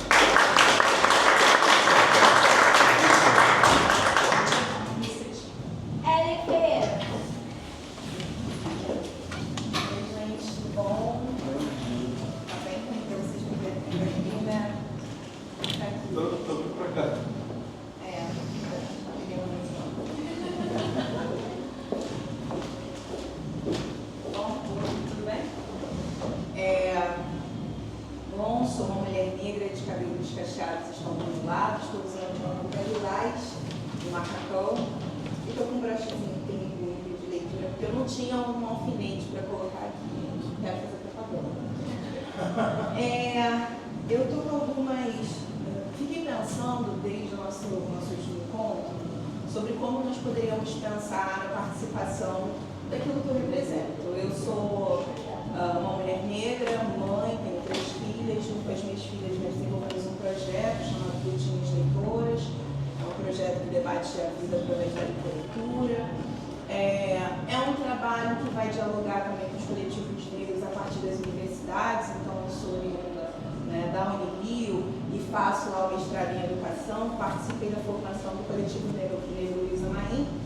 E gosto muito de observar esse processo de formação enquanto uma mulher negra, mãe, que é professora da rede municipal de ensino e que percebe na escola não uma dificuldade de se ler autores negros, mas a partir, inclusive, de uma vivência pessoal, uma escolha de não ler autores negros. Inclusive, quando eu fui professora de sala de leitura, arrumando uma sala de leitura de uma escola no centro do Rio da Primeira CRE, eu encontrei uma estante que estava bamba e ela estava sendo apoiada por um pacote. E quando eu fui pegar, eram os livros da Lélia Gonzalez que chegaram do Ministério da Educação, uma caixa do Programa Nacional de Livro, e que estavam servindo de apoio. A partir disso, a gente foi então compreender os motivos que levavam alguém de sã consciência a pegar os livros que eram do Ministério da Educação e deveriam ter sido disponibilizados, e da Lélia Gonzalez, uma coleção riquíssima, diga-se de passagem. Então, a gente tem, a partir desses entraves, algumas ações que vão coletivizar o trabalho, mas que elas não vão se dar na escola especificamente, vão se dar numa perspectiva de construir uma educação ambiental de base comunitária. Então, acho que hoje eu vou falar um pouco disso, entendendo que por mais que eu seja educadora, por mais que eu goste de escola, eu não estou tão disposta a construir com a escola nesse momento. Apesar de sentir e saber a força dela, eu quero compreender as narrativas de leitura. O rapaz da biblioteca, o nome da Evangelho foi muito bem no Freire, com as pessoas que leem o mundo no território, contam suas histórias para os seus filhos e os seus netos. Eu acho isso importante. Mas, ainda assim, concordo muito com a fala da professora Vilma e fico pensando se nós teríamos uma possibilidade de dialogar para instituir uma política antirracista de leitura. Eu não sei ainda como a gente pode pensar isso, uma vez que só a lei ela não dá às pessoas a devida dimensão que elas têm que fazer, mas acredito que seja um caminho necessário. Existe também uma outra possibilidade que eu desenhei aqui, que seria pensar a formação. Então, se a gente sabe que na escola não está rolando, eu gostaria de compreender como que a prefeitura poderia pensar a possibilidade de a gente fazer um modelo e escolher uma instituição federal para acompanhar a formação desses profissionais de educação. E aí eu vou pedir concurso público, porque eu estou aqui para pedir. Colocar essa galera na rede e fazer um panorama, talvez aí de uns 10 anos, estou pensando em política de Estado, para a gente poder analisar como que funciona essa formação. Eu sugiro a medida. Acho que a gente precisa falar sobre por quê. Inclusive na minha universidade, a disciplina que fala de educações étnico-raciais, ela não é obrigatória. Não sei se na UFRJ está sendo, na cadeira de educação, mas na Unirio não era. Então, como é que a gente vai falar de literatura preta e ler autores negros se a própria formação ela está aí trazendo desafios para os formandos nessa perspectiva? Então, eu acredito que seja necessário. Acho que a gente consegue pensar uma formação em educação, aproveitando todos os aportes que o Ministério da Educação tem dado para trazer mais jovens para a educação, trabalhando com a educação ambiental de base comunitária, que também é uma possibilidade para a gente ouvir as pessoas e pensar a partir desses saberes como se articular com essa formação, para que, incidindo na rede municipal, nós tenhamos professores e professoras mais formados na perspectiva de compreender que é necessário dialogar e desvelar esse Rio de Janeiro, que não é só diversão, é classe trabalhadora em situação precarizada e que, de fato, necessita olhar para si mesma, para que a gente consiga compreender que leitura é essa que a gente está propondo. E a leitura que a gente propõe, para finalizar, a USP fez um levantamento de 64 a 2014, mostrando que os livros que são lidos, 70% são feitos por pessoas brancas e são homens, 70% são homens, né? Então, quando a gente fala isso para os nossos alunos sobre suas histórias, infelizmente a gente não se vê e não é interessante de fato ficar a história toda da educação da sua vida lendo autores que não dialogam com a sua realidade, fazendo com que você queira mudar de cabelo, mudar de nariz, mudar de pele para ser aceito, porque você tem um defeito de cor. Então é importante que a gente também olhe para isso. Não me importa necessariamente se a gente está falando que estamos perdendo leitores, me importa saber que leitores eram esses que deixaram de ler, porque não era minha mãe e meu pai, eles não compravam livros também. Então vamos entender um pouco mais disso a partir de um olhar que consiga mapear no território, a partir da universidade pública, num diálogo com a prefeitura, pensando um tempo para identificar se de fato, incidir na formação desses profissionais em diálogo com o território, possibilita que a gente consiga também pensar a leitura da comunidade. Acho que é isso.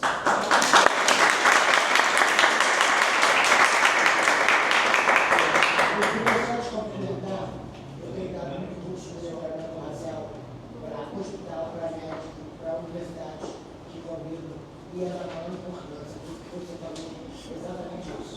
Que é essa caixa do grupo de Maria Rosales é invisibilizar, isso se chama epistemicídio, é acabar com a nossa vida.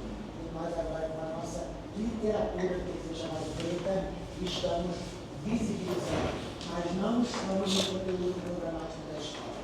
Se a gente puder fazer uma possibilidade dessas articulações. Essa articulação seria muito importante. Convidar escritores para fazer desenho racial, convidar outras pessoas, tem que convidar os coletivos. Complementando, na UFRJ hoje, inclusive, foi premiada a disciplina.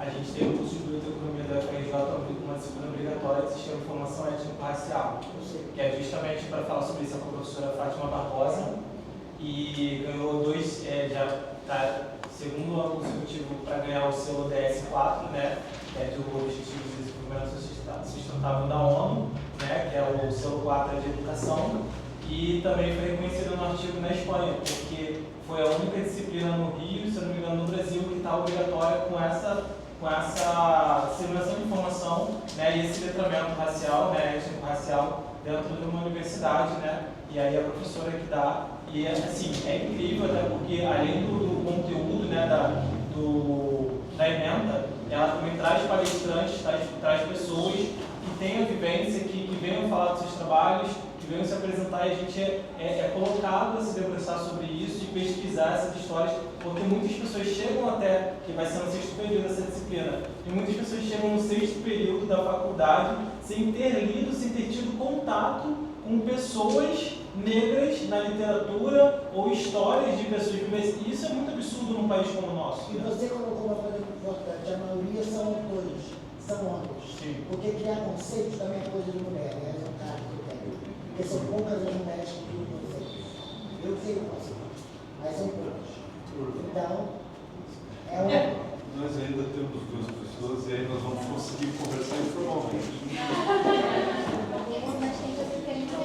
Mas isso aqui tá bom, a gente podia falar pra gente, o plano de cultura de São Paulo, ele funciona, sai prefeito, entra prefeito, de esquerda, de direita, o plano funciona, ele continua. Você podia explicar pra gente de que forma o plano ele é construído e como é que ele dá continuidade? Quando a gente tem um papel lindo lá, cheio de coisas maravilhosas, vai ser daqui a pouco o Eduardo Paes, porque ele vai vir governador, a gente já sabe disso. Ou não, né? Porque ele pode vir, mas pode ser que vem. Vai vir um prefeito, obviamente um prefeito. E de que forma isso vai ser continuado? Então você podia explicar isso para a gente de forma a manutenção disso é efetiva, porque senão isso aqui vai acontecer de novo na próxima gestão. Isso é ótimo. Todo plano, ele não deixa de ser um compromisso político. Significa que, em boa parte, ele é sujeito a alterações do governo e ele depende da participação da sociedade civil, da cobrança, da pressão. Mas, e aqui é importante que eu seja um economista, porque bom, tem lado bom e tem lado ruim, porque nós podemos estabelecer instrumentos de incentivo para que os governos permaneçam seguindo o plano em sua totalidade ou parcialmente. Como assim? Eu vou dar um exemplo. Uma das coisas que está sendo estudada pelo eixo de ecossistema da leitura é a possibilidade de criação de vouchers para professores, bibliotecários, alunos, em livrarias, por meio de uma desoneração parcial de IPTU. Essa é uma política que, se aprovada nesse governo, a partir de uma orientação, de uma diretriz que nós vamos colocar no plano, fica difícil depois do governo mudar, porque aí o plano se manifesta em lei. Mas para isso a gente tem que discutir aqui o que é que nós queremos, quais são os acordos. Aqui tem uma dificuldade importante porque o orçamento é limitado, então nós não vamos conseguir contemplar todo mundo, alguém vai ficar revoltado. É natural. É por isso que essa coisa é participativa, por isso que é orçamento participativo, é por isso que a gente tem que chegar em consenso, governo com sociedade civil. E aí a gente precisa estabelecer quais são exatamente essas políticas a partir das diretrizes do plano. Nós temos que aprovar o mais rápido possível, porque essa gestão vai até 28. E depois nós não sabemos o que vai acontecer, quem vai ganhar a eleição. Então, eu estou inclusive numa posição, pessoalmente, e o Lucas também, uma posição complicada, porque a minha área, originalmente, não é cultura. Mas eu quero ficar até 28, porque eu sei que esse é o período que eu preciso para implementar as políticas, para convencer-os. E é lento. Eu preciso ir à Câmara dos Vereadores e dizer, olha, o plano é esse, então isso se traduz nessa política, essa lei. E eu tenho até 28 para fazer isso. Então, esse é um compromisso político, mas ele precisa se traduzir em lei no tempo que eu tiver para fazer isso. E aqui cabe a importância também do Conselho de Cultura. Oi? Qual é a meta? Qual é a meta? Disso está pronto? Temos uma meta ou só temos? Até o final de 2028 eu preciso. Eu tenho 6 políticas que eu já estou escrevendo. E eu tenho mais as políticas públicas que vão ser originadas. Qual é o plano não está pronto? O plano está pronto? Porque 2028 não vai ter o plano está pronto, nós vamos ter a redação final na última semana de março, para ele ser apresentado em abril. Março de 2006? Ele fala de São Paulo. São Paulo comprou 17 mil livros de arte,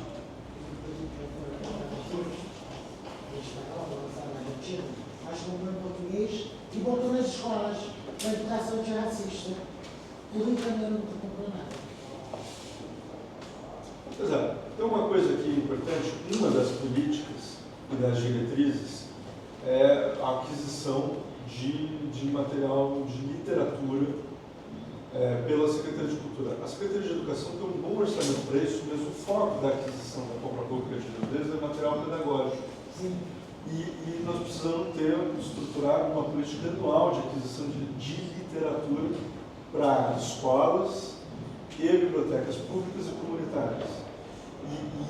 E aí, só uma coisa, Júlia, eu tenho estudado o exemplo de Belo Horizonte, que é um dos melhores sistemas de compra pública de livro, porque é participativo com a sociedade civil. Essa lista é originada a partir de um debate público com a sociedade civil, diferente de muitos casos de aquisição de compra pública de livro, que é irregular, não é todo ano, e que é decidido por uma ou duas pessoas na correria dentro do órgão público, não é transparente, não é programaticamente bem feito.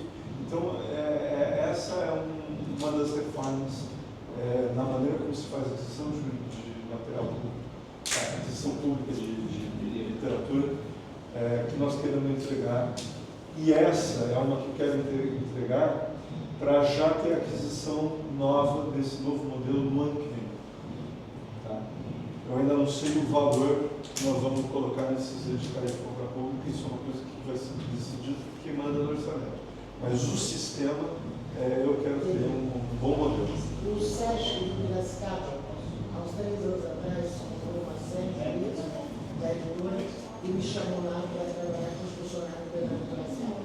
O Humanidade, ele é um livro pedagógico, mas prático, segura, é um livro que trabalha com a questão racial, o feminino faz com a questão. Então, ele não é um livro para criança, mas ele é um livro possível. Só para entender o que é pedagógico. Pessoal, vou fazer o seguinte, uma questão de ordem. Mais alguém tem alguma dúvida rápida para a gente? Então, você? Eu tinha só um complemento, que eu acho que tem várias coisas que eu escutei, que a Léa falou também, Leandro, outras pessoas. Então, 50 segundos para cada complemento aqui. Eu pensei o seguinte, né? A Léa falou um pouco até uma coisa sobre o hospital, sobre os diferentes, né? Eu me lembro uma vez que os Doutores da Alegria fez uma contratação e uma formação de contadores de histórias dentro dos hospitais. E foi uma coisa muito legal, né? Pensando em diferentes formatos da literatura dentro dos lugares.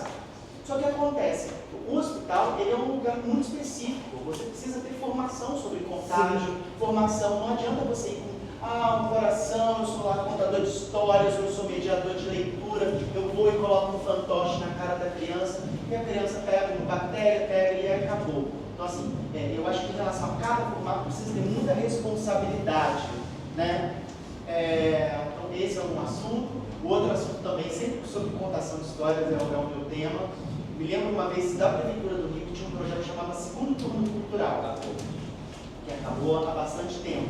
E aí, eu me lembro que eu trabalhei muito tempo aqui no Morro da Formiga, que eu subia lá, né, naquela escola lá em cima, para poder fazer um trabalho. Meu trabalho era como contador de histórias, eu não sou professor de escola pública, né? E qual foi, assim, uma contribuição muito bacana nesse diálogo entre um contador de histórias e os professores? Foi contando histórias, por exemplo, que a gente descobriu que uma criança estava sendo abusada sexualmente dentro de casa. E foi muito bacana, porque assim, bacana não, né? Digamos assim, bacana o processo disso ter acontecido e ter sido um diálogo muito forte. Eu contei uma história, a criança reagiu de uma determinada forma, eu fui diretamente à professora, falei professora Rita, a professora Rita também era muito da área da mediação da leitura e da área da língua portuguesa, entendendo o meu papel como contador de histórias, que às vezes está ali sim relacionado à mediação literária, mas você vê que o meu papel social ali foi outro. O papel do contador de histórias também é você trazer determinadas histórias, seja contos de tradição oral, seja literatura em si, literatura escrita, e essa reverberação do que o outro responde para você. E é a partir disso que a gente também conversa sobre. Não foi aí que eu falei, professora Rita, tem algumas coisas estranhas. Toda vez que eu conto aquela história que tem um inseto, a criança vai lá e coloca a mão na pelvis. Você não acha isso estranho? E foi a partir daí que ela articulou junto com os professores. O professor, às vezes, fica muito assoberbado com essas questões da própria educação, de que tem muita emenda, tem muita relatório, e às vezes falta realmente um espaço de escuta mesmo, para poder corresponder ao poder público. E foi muito. Aí, quando ela se juntou com outros, não deu errado. Descobriu que a criança estava sendo abusada sexualmente dentro de casa. E aí tomou as devidas providências, conseguiu, dentro da comunidade, tomar as devidas providências para que aquilo pudesse ser resolvido da maneira como foi resolvido. É isso. E a última contribuição que a gente, em 99, teve o primeiro encontro de contadores de histórias da cidade do Rio de Janeiro. Isso se deu em 3 espaços, Museu da República, Sesc, Copacabana e tudo mais. E no ano de 2001 foi o ano que realmente nasceu o Simpósio Internacional de Contadores de Histórias, que trouxe contadores de histórias de várias partes do mundo. Foi uma articulação com a da Benita Prieto como produtora, que era integrante do grupo Morando Betar, que fez parte do primeiro grupo de contadores de histórias da FNILIS, da Fundação Nacional do Infância Superior, isso em 99. E aí, esse simpósio, ele se deu, eu participei de todas as edições, acho que 22 anos quando eu fiz a primeira, assim, e ele se deu ao longo de 12 anos esse simpósio na Arena de Copacabana, na Arena do Sesc de Copacabana, sempre lotado. Uma coisa muito curiosa curiosa desses encontros, gente, só para a gente, porque muita gente desconhece isso. A oralidade, a contação de histórias, a transmissão oral, ela existe o tempo todo em todos os lugares. Da tradição africana. E de várias outras culturas. Inclusive, nessa primeira edição, a gente teve Ino Soxi de Gana, tivemos Bonifácio do Fogo de Camarões, e tivemos Tinia Funiô, que é da tradição de uma comunidade indígena específica. E aí, eu me lembro também do dia em que o Zé Caixão contou histórias para a Rogéria, dentro da arena. Então, era realmente um espaço que, enquanto as outras áreas do teatro, da literatura, não tinha representatividade, nem conversava sobre isso, juro para vocês, os primeiros encontros de contadores de histórias, né, tinha uma pluralidade, uma comunhão de representatividades.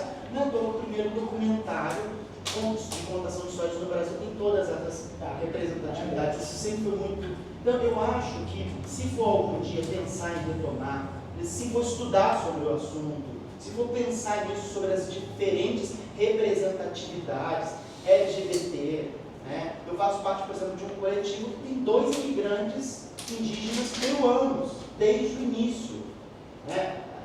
A gente já sofreu muito xenofobia ao lado deles. Eles são peruanos, eles têm sotaque de espanhol. A gente já chegou à escola e falou assim, não, é melhor ela não vir, porque senão a criança vai aprender português errado. Então, eu acho que faz parte da gente poder discutir. Eu acho que a literatura é uma das categorias mais diversas e mais adeptas à questão das representatividades. Eu acho que a gente precisa avançar nesse sentido. Obrigado. Eu dei aula no Calabarabuço, tá? Levei literatura lá para dentro, porque as presas também escrevem, tá? Eu dei aula. Quero agradecer. Desculpa, antes de encerrar, só para propor de fato esse encaminhamento, porque a pergunta que eu fazer é muito importante, da gente pensar uma possibilidade de articular com as universidades federais, aproveitando a parceria do prefeito com a ministra, quando eles instituíram a possibilidade de leitura, pensar o governo federal como apoiador de um grupo de trabalho, acho que um grupo focal de desenvolvimento dos nossos trabalhos no Rio de Janeiro, com uma proposta ampla de política pública no setor da cultura a partir da literatura. A gente tem aqui uma possibilidade, inclusive, de dialogar com os hospitais.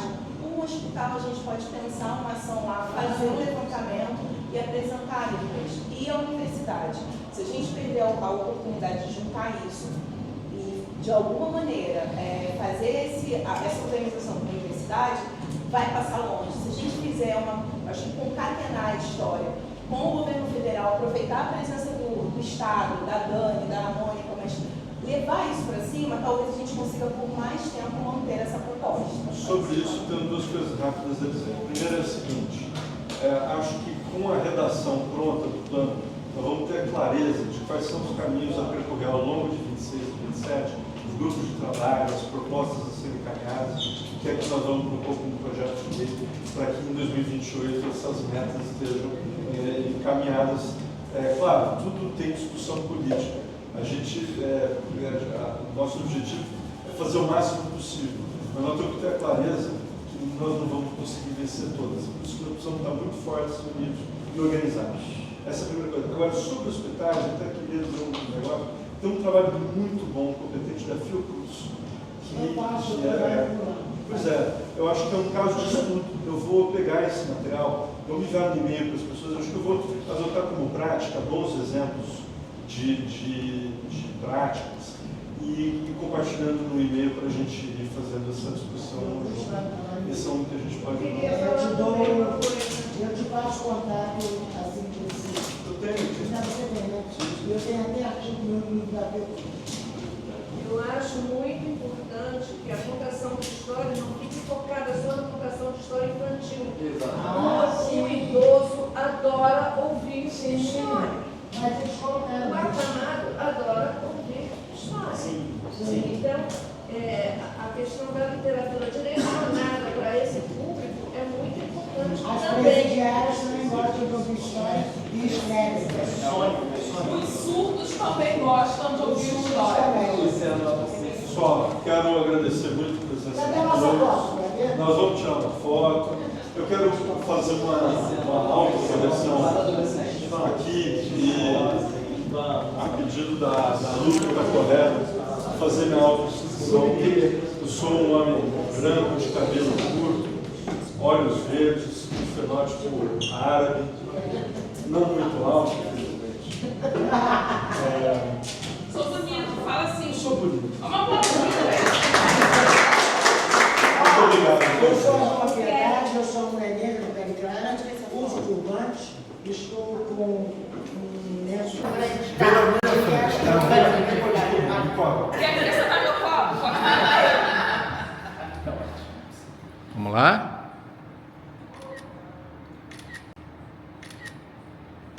Tira em pé. Eu não consigo. Nossa, que incrível. Meu Deus, resolvi. Escreveu uma redação para a gente ler e nós estamos escolhendo presença aqui nessa lista. Quem ainda não assinou, para a gente ler. Tá bem?